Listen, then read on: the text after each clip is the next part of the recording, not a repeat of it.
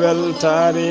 ɓiɓɓe fulɓe andu diine maɗa fedde heblo sukaɓe africa weltare tv takosan yoni to hoddela sharqi to hoddela garbi to asaba to tagan to trisemour to adrara to guidimaga to trarza to brakna to gorgol to dakleta noadibu ko on takosan juula ha e galle nder galle ceerno ndiaye baro to noadibu ha to galle ceerno abdourahmani dia to pk 8 nakshata e ko taari ɗum kala ene jeeya e gardidi kabaruji men to leydi Mauritanie seni woni commission nationale commission électorale nationale indépendante ɓe ɓayini calendrier ko fate sungoji législative municipale et régionale to leydi Sénégal député ji ɗiɗi finoɓe député biteɗo Amin Ndiaye kamɓe ɗiɗo kala ɓe darima yeeso juge e oɗo saaha joni ɓe tawe kaso e mbadi garde à vue to leydi Mali Karima Keita ɓi Ibrahima Boubacar Keita men noɗo wonde hoorejo leydi ndi e oɗo saaha joni o waɗama persona non grata to dowlaji tettuɗi Amérique to leydi Côte d'Ivoire ko alarba hande o woni ñalawma joyɓi woni 5e audience ko fati kay e ñawore jango wannogu to Grand Bassam to leydi Tchad état major général mo leydi Tchad ɓe ɓayini communiqué hollide kay tengtinde wonde yimɓe hewɓe nanggama e nder leydi he kono ɓe jeddi ha sori ladde wonde kay ɓe nanguira ko yinnode wadde coup d'état to leydi RD Congo woni république démocratique du Congo bilan ko fate mayɓe yoolede toɓo wannogo toon hanki e nder Kinshasa lamorgo leydi ɗi bilan o ɓeydima no fewi ɓe gonno ko capanɗe joyi hanki ñalawma hande o ɓe jara e temedere nogas neɗɗo basɗo hen fittane mum e nder wuuro Kinshasa ngo woto bisimilla mone ketki hotodirte joni piren pacciren.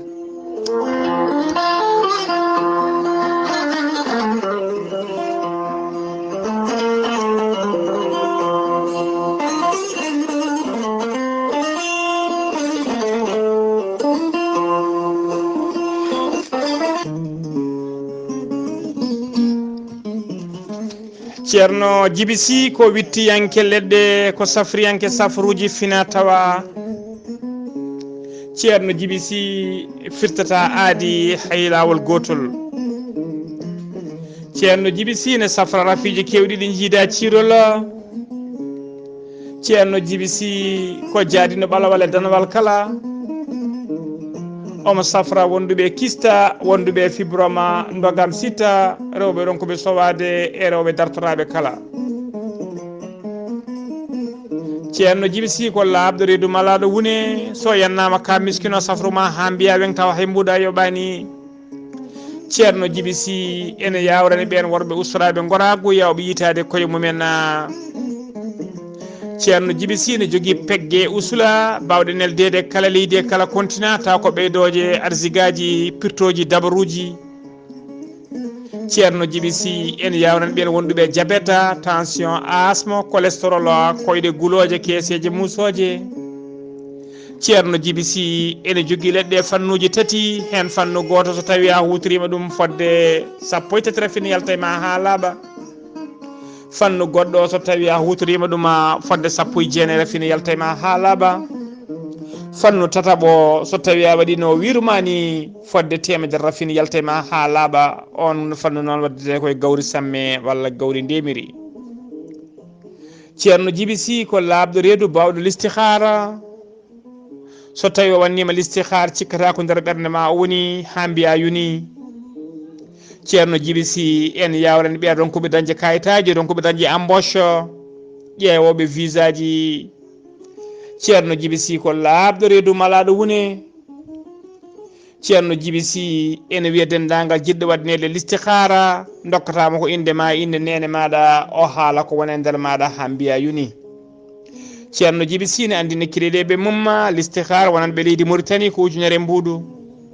so tawi ko tawateɓe leydi Sénégal e dendagal leyɗele takkiɗe leydi Sénégal kala ko 400 mbuɗu CFA so tawi noon a yiiɗi waɗnede listihara aɗa yiiɗi neddude kalis maɗa jokkodirta koye oɗo numéro ko numéro makko weeva ko numéro orange money ko 77 653 03 67 so tawi ko yiɗɓe jokkodirde e ceerno Djibisi ñalawma hande o omo tawe to Wourossogui noon waɗɗani Carrefour Wourossogui lawol faade ogo so tawi a ari ha yettima ɗon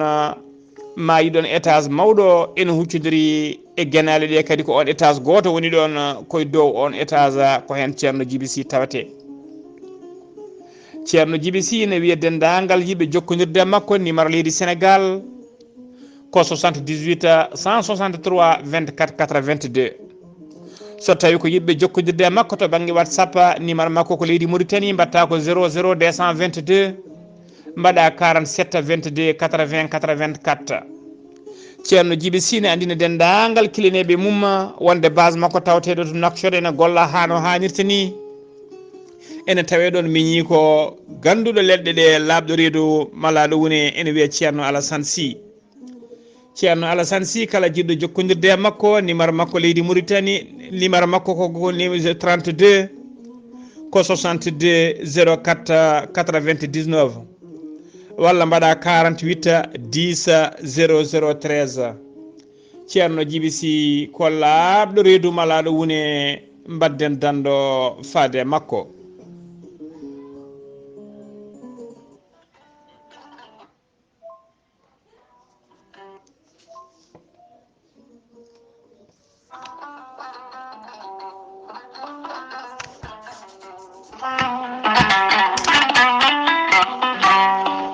fulɓe mbi kala ko ɓooyi juuti Allah ne wela gonga ne tawa. gorel teya ko haako moƴƴo iwruken to kordinoro ari ko wallude en e safrude en ha moñi kala yiito hen hoore muɗuma. an mo Haydara Musani sa jokkodire gorel teya ene faddonoma ñabbuji goɗɗi limtaɗi e gorel teya. an joguiɗo AVC jogui cardiaque ƴiƴam dogata e ɗaɗi muɗuma ɓandu wuloro ɓandu jaaɗoru tuƴiɗo koyɗe musoje koppi musoje jokkodire gorel teya joni joni keɓa hen ko laaɓi. sa yiɗi janggande hoorema ha ganda ñabbuji kaalaɗi e gorel teya jahata koto site mabɓe internet mbatta ko www.gorelteya.com. sa yiɗi hebde tongoje gorel teya mbawa jokkodirde mabɓe joni joni woto woɗɗo.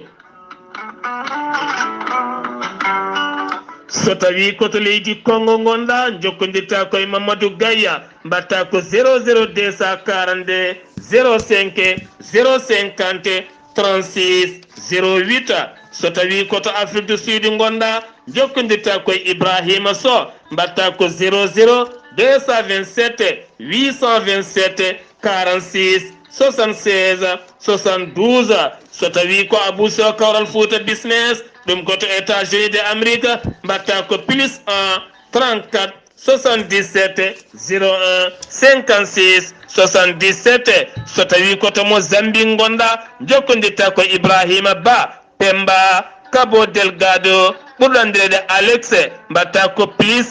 258 86 128 77 21. so tawi koto leydi France gonɗa jokkodirta koye Haruna Ngayda mbatta ko 00 336 50 99 64 43. musidɓe tedduɓe mbadden dando faade gorel teya jam tan woni hen. kettode kaburuji mon e ɗemngal pulaar. Afrique, Asie, Europe, Amérique, Moyen-Orient, Océanie. jam hiire moon musidɓe tedduɓe eɗen goni e alarba 14 lewru bowte hitande ujunnaje ɗiɗi e nogasi ɗiɗi habaruji moon e ɗemgal pulaar e sowto he ko musidɗo moon sehil moon Ghalii Abuu Bah to karallagal ko miñi men sehil men Saydou Abou Bah kabaruji men e ɗemgal pulaar to leydi Maroc puddortoɗen to leydi Maroc noon ɓen wiyeteɓe baroɗe taw ko leydi Maroc yanoɓe kay ɗaftodiri yede ko fati kay yidde yaade ko wiyete kay kawguel gela coupe du monde ene wayno kay tawa nyalawma hande o walla men kikide hande o be pottuno tigi koye be pottuno tigi koye ngoriji leydi France e oɗo saha joni noon ko ngoriji leydi France kañumen tigi pooli ɗe ɗon barode ɓe loggiɓe ɗon loggi ɗiɗi e ndiga kabaruji men ɗemgal pulaar to leydi Mauritanie puɗoɗen laamu leydi Mauritanie nuldi dadiɓe taw ko contingent timmuɗo wonande kay ɓen gendarme ɓe koɓe temedere e capanɗe jeetati sagata ɓe nulda noon ko temedere capanɗe jeetati sagata tawi hen sappo e goho sagata ko officier ji koɓe martaba officier ji capantato e ɗiɗo e mabɓe koɓe martaba sous officier capantato e ɗiɗo ko martaba sous officier so tawi capantato e ɗiɗi ko martaba sous officier heddiɓe ɓe kala noon ko Demba Sumbulen woni ko wite les hommes du troupe ko talata hanki o noon ɓe ummi Nouakchott lamorgo leydi Mauritanie ɓe jaɓani toon to wuuro witengo Bria ene tawe nder centre Afrique ɓe jeeyi toon noon koye mbadi maintien de la paix taw ko maintien de la paix de la Nations Unies ko ɓe lomti noon ko contingent woni groupe gendarme ɓe wonnoɓe toon ɓe manda mumen timmi kay enen garti ko ɓoyen ko e nder Nouakchott lamorgo leydi Mauritanie ha joni ko leydi Mauritanie keddoɗen suudu ñawirdu taw ko no hinde cour suprême tawi kadi ko chambre mayru pénal suudu ndu noon ko kañum tigui nuldi dossier ji ɗiɓe mbiyata kay dossier de 10 ans woni dossier ji duuɓi sappo tawa kadi ko duuɓi sappo ɗi hoolejo leydi gonnoɗo hoole leydi Mauritanie Mohamed Ould Abdel Aziz tumaɗo mbuñari kañum e hewɓe wondidiɓe mom ko ɗina dossier ji noon ɓe kolliri kay wonde ɗina dossier ji kala ɓe mbawi nulde ɗum to cour des comptes mo leydi Mauritanie ɓe ndara ɓe kolliri kadi kamɓe cour suprême ɓe kolliri tigui wonde ndara haalande mabɓe wonde ɓe laɓɓini ha laaɓi oɗo joom ngaalu tumanoɗo juuɗe mum kayne moddi e mbuñari biyeteɗo Ahmed Saleh Abou oɗo saaha joni laɓɓinama hen ha laaɓi ko leydi Mauritanie ha joni kettoɗen seni woni commission électorale nationale indépendant ko catal halfinaɓe ko fati sumgoji nder leydi Mauritanie ɓe ɓayyini noon calendrier ko fati sumgoji municipal législative et régional woni sumgoji suɓade maire uji suɓade député ji e suɓade conseiller ji régionaux ɓe kolliri noon so tawi kay ko ɗina sumgoji ɗiɗamine wadde tigui koye nder lewru mai hitande ujunnaje ɗiɗi e nogas tati woni hitande dartonde ko talata hanki o noon ɓe ɓayyini on kabaru ɓe kolliri noon wonde collége électoral o ene convoquant ñande nogas jeetati lewru février 2023 so tawi ko ruma jarriba woni campagne électoral ɗum fuɗɗoto ko ñande aljuma nogas jeetati lewru avril 2023 so tawi ko premier tour sumgoji ɗi ɗum waɗata ko ñande aset sappo e tati lewru mai hitande ujunnaje ɗiɗi e nogas e tati so tawi ko deuxiéme tour noon ko ñande nogas e jeeɗiɗi lewru mai hitande ujunnaje ɗiɗi e nogas e tati ɓe kolliri noon seni holliri kadi ko fati seni noon holliri wonde kay ɓe ɓayyinino calendrier gada noon on calendrier noon caggal nde ɓe jurniti ɗum ɓe tawi tigui ko fati kay e gasgol ruma jaribo o wondude sumgoji premier tour ɗum hawranno koye darorde lewru korka ko ɗum saabi noon ɓe mbayli on calendrier ɓe gaddi oɗo saaha joni oɗo calendrier mo ɓayyinɗen joni habaruji men ɗemgal pulaar to leydi Mauritanie ha joni accident musɗo waɗi e dow lawol hummade Nouakchott faade roso talata hanki sappo e tati lewru bowte hitande ujunnaje ɗiɗi e nogas e ɗiɗi yimɓe ɗiɗo mbasi hen pittari men oto baɗɗo accident o noon o yen tigui haw waɗi tallo barigal woni tono kanko oto noon o jolluno ko sagataɓe tato e rewɓe ɗiɗo e gorko goto do gorko o noon kañum dongnanno oto o omo mane pile téléphone makko ko ɗum saabi accident o tawa kadi mo doganno dognu fakkindu no feewi ɗiɗo mbasi hen pittari men kanko gorko o won chauffeur o wondude debbo goɗɗo noon Allah dandi ɗum e accident o statistique uji leydi Mauritanie noon taw ko ministére de l'équipement et de transport mo sakkiti hollirde wonde nder leydi Mauritanie e nder temedere accident fof hen capanɗe jeetati e jeegom tawi saabi ɗum ko facteur humaine so tawi noon ko capanɗe 5% e nder temedere kala 52% ɗin accident ji ko excès de vitesse woni tigui dogdu fakkindo saaboto ɗiɗon accident ji ɗum noon ɗen mbiya sofereɓe tan nde ustata dogdu nde yimɓe kadi ndentoto wadde manipulé téléphone aji mumen e saaha kay mo goni e volant habaruji men men ɗemngal pulaar to leydi Mauritanie ha joni ñande altine ɓennuɗo o Mohamed Cheikh El Ghazouani hoorejo gendi Mauritanie gonɗo e jillu muɗum to Washington to dowlaji dintude Amérique o joddima toon noon e directrice boña biyeteɗo FMI woni Fonds monétaire international hono biyeteɗo Christiania e Georgia ɓe jewtidi ko juuti noon ko fate jokkodiral moƴƴal e gollodiral moƴƴal teddugal hakkude leydi Mauritanie e FMI ene tawtora jonde nde noon jagorgal leydi Mauritanie kalfinaɗo ko fate des affaires économiques et des secteurs productifs woni kana Ousmane Mamadou wondude ministre de l'environnement du développement durable hono madame Layla Camara wondude directeur cabinet président de la République hono Ismaïla Wul Cheikh Ahmed wondude ambassadrice joɗiniɗo leydi Mauritanie to Washington madame Cissé Mintou Cheikh Wula Boyda e goɗɗo ne wiya Samba Thiam ɓeɗo tawtora to banggue leydi Mauritanie wondude yimɓe hewɓe taw ko fonctionnaire uji taw gollotoɓe e FMI ko ɓeɗo mbawi tawtorede nde ɗon jonde habruji men ɗemgal pulaar to leydi Sénégal ma en jaaha to Ziguinchor jabɓuɗen musidɗo men sehil men Amady Saga Kébé assalamu aleykum wa rahmatullah wa barakatuh. Amady Saga Kébé assalamu aleykum. Waaleykum salam wa rahmatullahi taala wa barakatuhu. Ghalii Abuu Bah salmitama e dendagal hettoɓe Weltare TV. Kabaruji garanɗen ɗo e nder Ziguinchor séminaire université Assane Seck kamɓe de ɓe mbaɗi ɗo séminaire ɓe noddi holko ɓe noddi wonɓe caggal leydi Europe naaɓe woni hen tawtoraɓe Afrique naaɓe ɓe jewta affaire richesse gonɗo ɗo e nder Casamance pour ɓe mbawa wawde wadde mbaylandi e wawde jogade golle muɗum.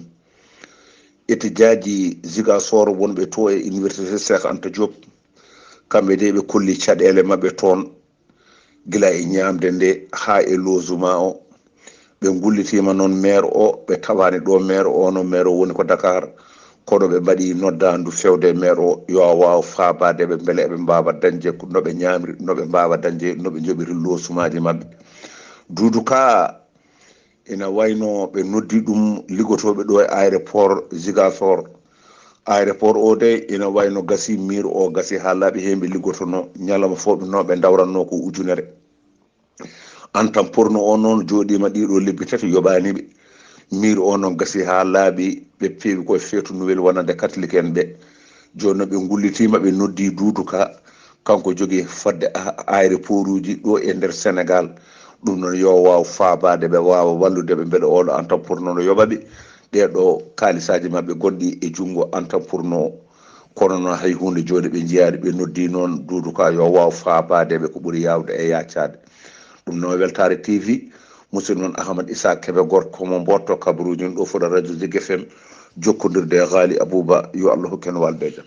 Allahumma amina Seydi Kébé golle ma jooɗi peewi ha joni kabaruji men e ɗemgal pulaar to leydi Sénégal député ji ɗiɗi jeeyaɓe kaɗo lamda wiyete ka pire tawa ko finoɓe député debbo biteɗo Ami Ndiaye e nder suudu sarɗiyeji nde leydi Sénégal hon ɓen woni Mamadou Niang e goɗɗo ne wiye Massata Samba kamɓe ɗiɗo kala noon caggal nde ɓe daari yesso juge hollirama tigui oɗo saaha joni ɓe dawe nder kasso e mbadi garde à vue ha joni ko leydi Sénégal keddoɗen Papa Ali Niang ko jandiyanke d'investigation mo leydi Sénégal nangonoɗen soka guila ñande jeegoma lewru novembre hitande ujunnaji ɗiɗi e nogas ɗiɗi woni lewru maydu ndu kanko noon Papa Ali Niang hollirama tigui o heeɓi liberté makko provisoire woni tigui o yamberama yo yaltu kaso o e oɗo saaha joni hono no holliri kay hujjikente makko biyete goto hujjikinte makko biyeteɗo Moussa Sara ko kañuma ɓayini kabaro holliti noon ko goto hujjikintoɓe noon kañum jejjinno kayita namdade kay liberté provisoire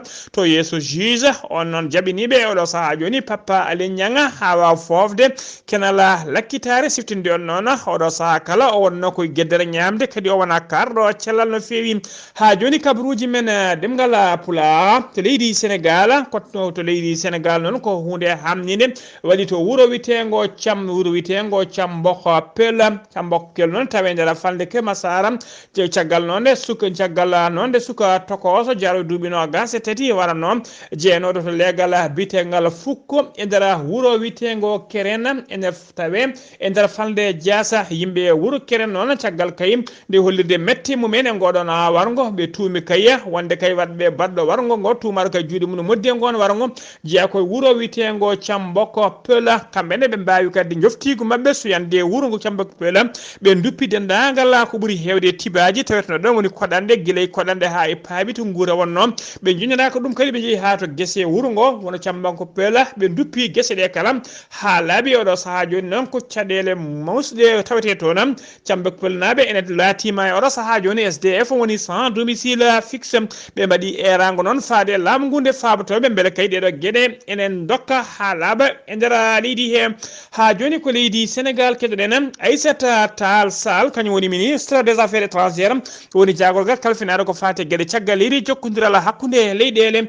o ɓayini communiqué makko e nder communiqué o noon ko hollirde wonde dendagal passeport uji de service pewnonoɗi tuggi kay 1er janvier 2021 ha yetti sappo e tati lewru décembre bowte gonɗen ɗum ɗina passeport ji kala mbaɗama annulé sa joni suspendama natti wawde hutorede ɗum noon saabi ɗum noon ko caggal kayim yitere réseau trafic kewɗo mawɗo no fewi ne fewnan yimɓe hewɓe ne mbaɗane passeport uji de service ene mbaɗa ya gartano belda e nder hakkude leyɗele kabaruji men ɗemngal pulaar seno mima to leydi Mali ko to seno mima to leydi Sénégal ko to leydi Mali paaɗen to leydi Mali Karima Keita ko ɓi Ibrahima Boubacar Keita men noɗo wonde hooloje leydi Mali kanko Karima Keita noon o laatima oɗo saaha joni guila ñan altine ɓennuɗo persona noon garata to dowlaji tentuɗi Amérique woni tigui ko neɗɗo mo wawata nadde e nder dowlaji tentuɗi Amérique ko goto e gollotoɓe ambassade Amérique to ambassade dowlaji ɗen tawateɗo leydi Mali to Bamako kañuma wanno conférence mum de presse ñande altine ɓennuɗo ɓayyinde kayya doggol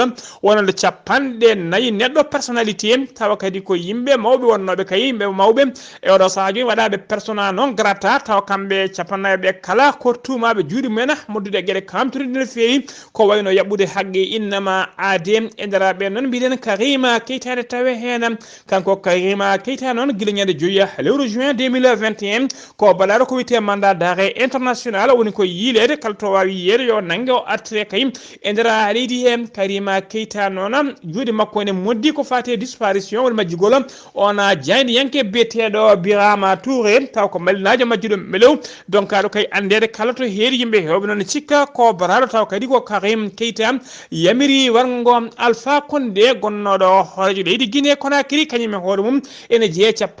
capanɗe nayyi on personnalité taw ko persona non grata to dowlaji dentuɗi Amérique ha joni ko leydi Mali keɗoɗen rapport vérificateur général officiel taw kadi ko yurri rapport yurnitoɓe ko fati kay rewindade gollorɗe e ngaaluji leydi ndi ɓe mbawino kay hokkude hoorejo leydi ndi rapport mabɓe on rapport noon moɓe dokkuno colonel Assimi Koïta ko guila ñande nogas jeenayyi lewru novembre hitande ujunnaji ɗiɗi e nogas ɗiɗi ko synthèse capantati e tati rapport tawi hen nogas ko vérification financiére hen sappo e jeetati ko waɗama noon e juuɗe cour suprême nogas ɗiɗi keddiɗi noon waɗama dénoncé au procureur de chargé de pôle économique et financiére ha joni kabaruji men ɗemngal pulaar to leydi Mali ha joni alarba hande o sappo e nayyi lewru bowte hitande ujunnaji ɗiɗi e nogas ɗiɗi hoorejo l'assemblée législative transition mo leydi Burkina Faso hono docteur Ousmane Bougouma ene tawe tigui e jillu muɗum o yettima ñalawma hande o to Bamako lamorgo leydi Mali jillu gollal noon ngu balɗe tati o ari noon ko yillade nanɗo makko sehil makko hono Malick Diaw président CNT mo leydi Mali ko kañumen kanko Malick Diaw o kañumen kanko e hoore mum ari jaɓɓademo ha to bowallaɗe diwoje ngala Modibo Keita yimɓe kamɓe noon yimɓe yidde mabɓe kay oɗo saaha joni ko yidde kay tekkinde nden ka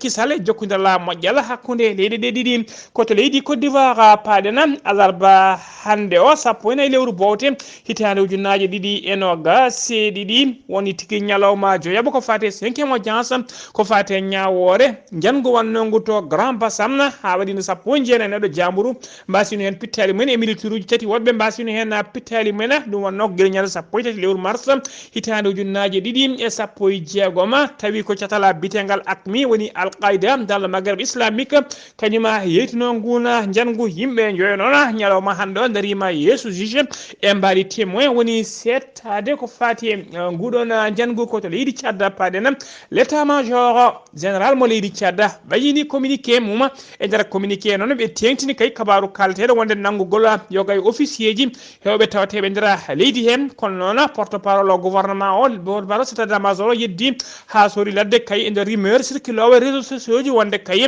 ɓena nangaɓe nanguira tigui ko yinnode derguidde hoɗoji leydi ndi o holliri noon ɗum on kabaru wodani kono o haalani holko saabi ɗiɗon officier ji ene jokki nanguede ha joni e nder leydi he koto RD Congo république démocratique du Congo udirtena kabaruji men Félix Tshisekedi kañum woni hoolejo RD Congo gonnoɗo e jillu mum to dow to Washington to dowɗaji dentude Amérique tawi yano tawtoriyede batu ɗo ngu hakkude Amérique e Afrique nguna batu noon ko ngol watti lawol ɗiɗi ɓiwol lawol gadno wonno ko en 2014 ngol watti lawol ɗiɗi ɓiwol o yano tawtoriyede nguna batu noon o gasnani batu ngu caggal kay leydi makko wonde sunare mawde ñalawma hanki talata ƴiwonde hewde ndiyam caggal kay nde saami walla mbiyande